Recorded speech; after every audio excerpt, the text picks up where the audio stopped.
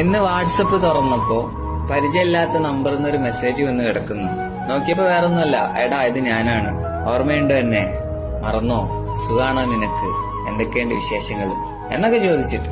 ആരാന്നറിയോ നിങ്ങക്ക്? കുറച്ചു കാലങ്ങൾക്ക് മുമ്പ് ഞങ്ങള് നല്ല ഫ്രണ്ട്സ് ആയിരുന്നു.